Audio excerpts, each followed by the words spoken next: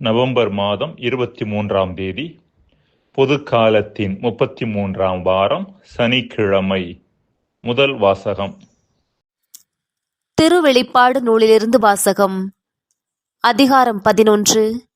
இறை வார்த்தைகள் 4 முதல் 12 முடிய. சகோதரர் சகோதரிகளே, மண்ணுலகின் ஆண்டவர் திருமுன் நிற்கும் 2 ஒலிவ மரங்களும் 2 விளக்கு தண்டுகளுமே அந்த இரு சாட்சிகள். யாராவது அவர்களுக்கு தீங்கு இழைக்க விரும்பினால் அவர்களது வாயிலிருந்து தீ கிளம்பி அந்த பகைவர்களை சுட்டெரித்துவிடும். அவர்களுக்கு தீங்கு இழைக்க விரும்புவோர் இவ்வாறு கொல்லப்படுவது உறுதி.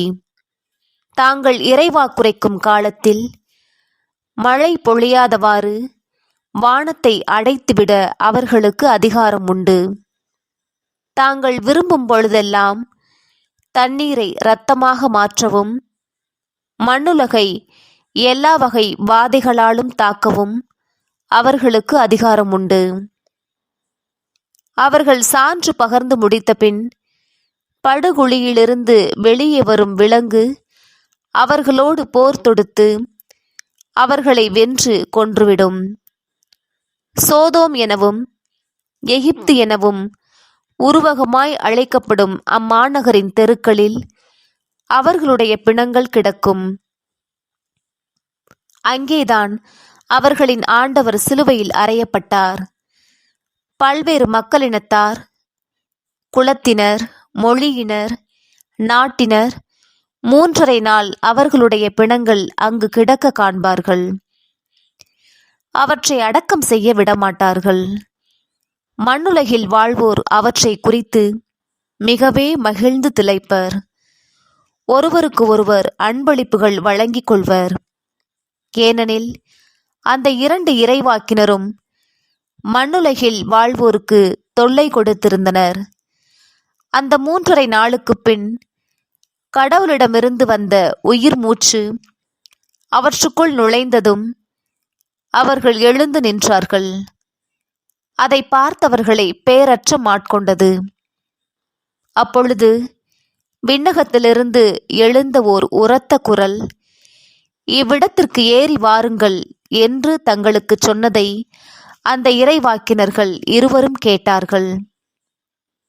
அவர்களுடைய பகைவர்கள் பார்த்து கொண்டிருக்க அவர்கள் மேகத்தின் மீது விண்ணகத்துக்கு சென்றார்கள். ஆண்டவர் வழங்கும் அருள்வாக்கு. இறைவா, உமக்கு நன்றி. நற்செய்தி வாசகம். லூக்கா எழுதிய தூய நற்செய்தியிலிருந்து வாசகம். அதிகாரம் 20, இறை வார்த்தைகள் 27 தொடங்கி 40 முடிய. அக்காலத்தில் உயிர்த்தெழுதலை மறுக்கும் சில சதுசேயர் இயேசுவை அணுகி, போதகரை, மணமான ஒருவர் மகப்பேறின்றி இறந்து போனால் அவர் மனைவியை கொழுந்தனே மனைவியாக ஏற்றுக்கொண்டு தம் சகோதரருக்கு வழிமரபு உருவாக்க வேண்டும் என்று மோசே எழுதி வைத்துள்ளார். இங்கு சகோதரர் 7 இருந்தனர். மூத்தவர் ஒரு பெண்ணை மணந்து மகப்பேறின்றி இறந்தார். 2ஆம் 3ஆம் சகோதரர்களும் அவரை மணந்தனர். இவ்வாறே 7 மகப்பேறின்றி இறந்தனர். கடைசியாக அப்பெண்ணும் இறந்தார். அப்படியானால் உயிர்த்தெழும்போது அவர் அவர்களுள் யாருக்கு மனைவி ஆவார்? ஏனெனில் 7 அவரை மனைவியாக கொண்டிருந்தனரே என்று கேட்டனர். அதற்கு இயேசு அவர்களிடம், இக்கால வாழ்வில் மக்கள் திருமணம் செய்து கொள்கின்றனர். ஆனால் வருங்கால வாழ்வை பெற தகுதி பெற்ற யாரும் இறந்து உயிர்த்தெழும்போது திருமணம் செய்து கொள்வதில்லை. இனி அவர்கள் சாக முடியாது. அவர்கள் வானதூதரை போல் இருப்பார்கள். உயிர்த்தெழுந்த மக்களாயிருப்பதால் அவர்கள் கடவுளின் மக்களே.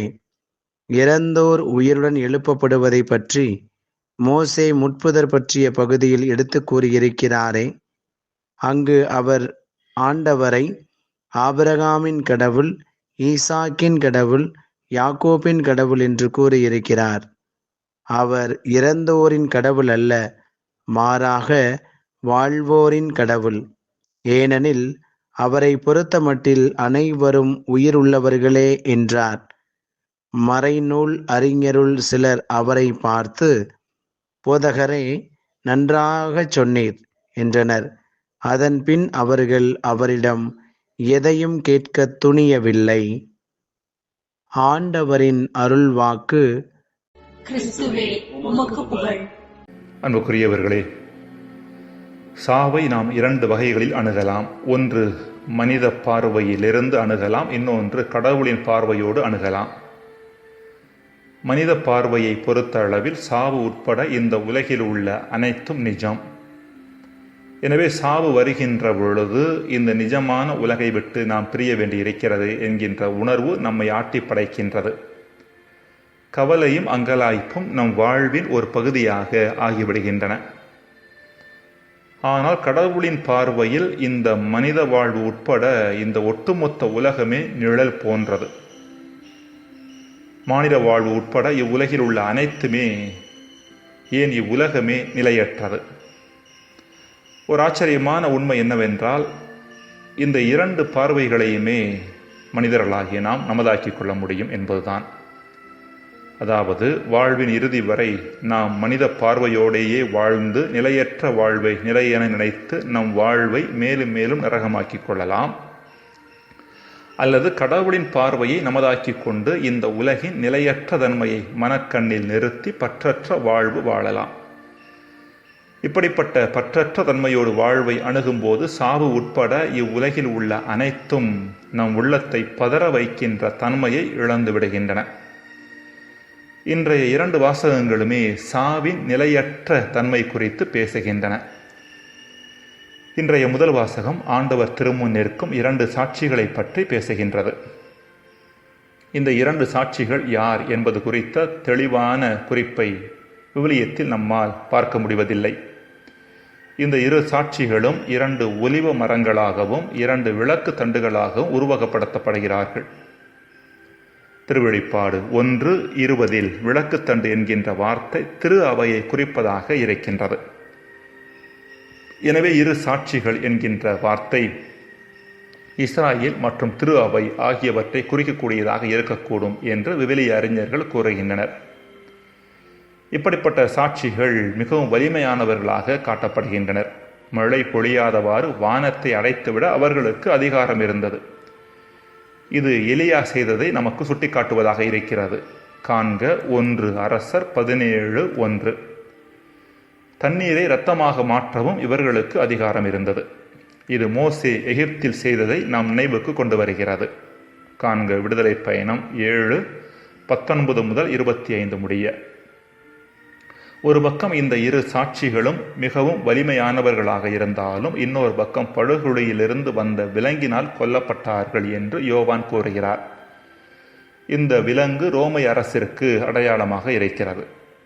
அதாவது இறைமகன் இயேசுவின் ஆற்றலையும் வல்லமையையும் தனதாக்கி நற்செய்தி பணிபுரிந்த தொடக்க திரு அவை எலியாவின் ஆற்றலையும் மோசேயின் வல்லமையையும் தனதாக்கி நற்செய்தி பணிபுரிந்தது. இப்படிப்பட்ட திரு அவை ரோமை அரசால் கொடுமைப்படுத்தப்பட்டு கொல்லப்படும் நிலைக்கு ஆளானது.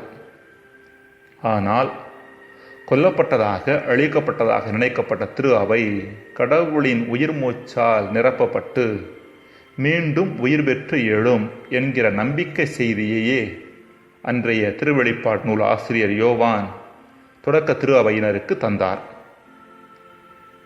இன்றைய நற்செய்தியிலும் இயேசு உயிருள்ள ஆண்டவரின் சாயலை தாங்கிய மனிதர்களை சாவு மேற்கொள்ள இயலாது என்கின்ற செய்தியையே கடவுள் இறந்தோரின் கடவுள் அல்ல, மாறாக வாழ்வோரின் கடவுள், அவரை பொறுத்த மட்டில் அனைவரும் உயிருள்ளவர்களே என்கின்ற வார்த்தைகள் வழியாக வெளிப்படுத்துகின்றார்.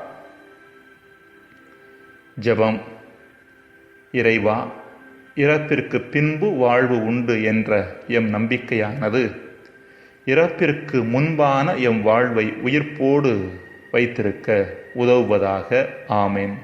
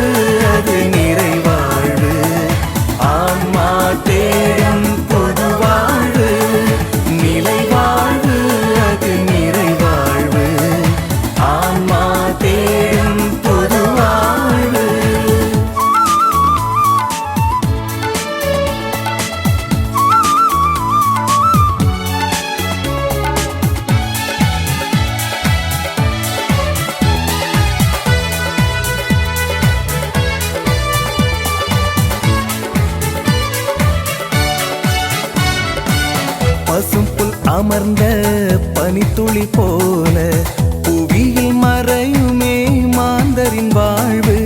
பசும் புல் அமர்ந்த பனித்துளி போல புவியில் மறையுமே மாந்தரின் வாழ்வு. எடுத்து போவது எதுவும் இல்லை, கொடுத்து வைப்பதில் பயனும் இல்லை. எடுத்து போவது எதுவும் இல்லை, கொடுத்து வைப்பதில் பயனும் இல்லை. தடுத்து நிறுத்து தன்னலச் சுவரை, கொடுத்து வாங்கு உள்ளத்து அன்பை. முடியாதென்று தளர்பவன் மனிதன், முடியாதென்று தளர்பவன் மனிதன். முழுமையாய் நிறைவு தருபவன் இறைவன், முழுமையாய் நிறைவு தருபவன் இறைவன். நிலை வாழ்வு அது நிறைவாழ்வு, ஆன்மா தேடும் பொது வாழ்வு.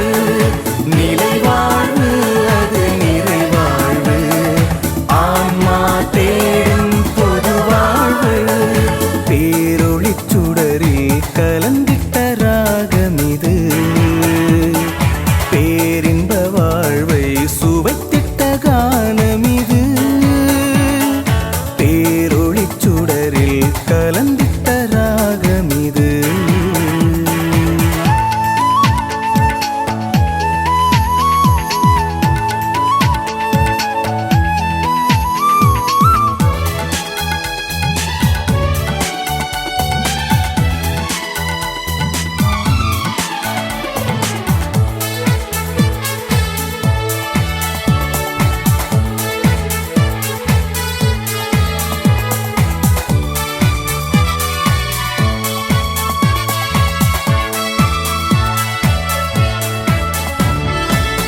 ஆயிரம் உறவுகள் அணைத்து நின்றாலும் ஆவி தனிமையே பிரிவது நியதி. ஆயிரம் உறவுகள் அணைத்து நின்றாலும் ஆவி தனிமையே பிரிவது நியதி. எல்லையில்லாத ஆசைகள் இருந்தும் வல்லவன் விருப்பமே இறுதியில் நிலைக்கும். எல்லையில்லாத ஆசைகள் இருந்தும் வல்லவன் விருப்பமே இறுதியில் நிலைக்கும். இரவும் பகலும் வருவது இயற்கை, இன்பமும் துன்பமும் கலந்தது வாழ்க்கை. நிற்பது நிலைப்பது நிறைவது நிகழ்வது, நிற்பது நிலைப்பது நிறைவது நிகழ்வது.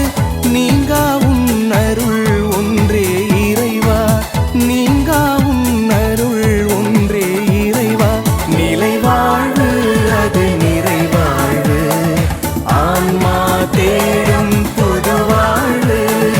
நிலை வாழ்வு அது நிறைவாழ்வு, ஆன்மா தேடும் பொது வாழ்வு. பேரொளிச் சுடரில் கலந்திட்ட ராகமிது, பேரின்ப வாழ்வை சுவைத்திட்ட கானமிது. பேரொளிச் சுடரில் கலந்திட்ட ராகமிது, பேரின்ப வாழ்வை சுவைத்திட்ட கானமிது. பாரினில் உணர்ந்த பற்பல உண்மைகளை, பாரினில் உணர்ந்த பற்பல உண்மைகளை பாசமுடனே பகிர்ந்து அளித்து மகிழும் நேரமிது. பாசமுடனே பகிர்ந்து அளித்து மகிழும் நேரமிது. நிலை வாழ்வு அது நிறைவாழ்வு, ஆன்மா தே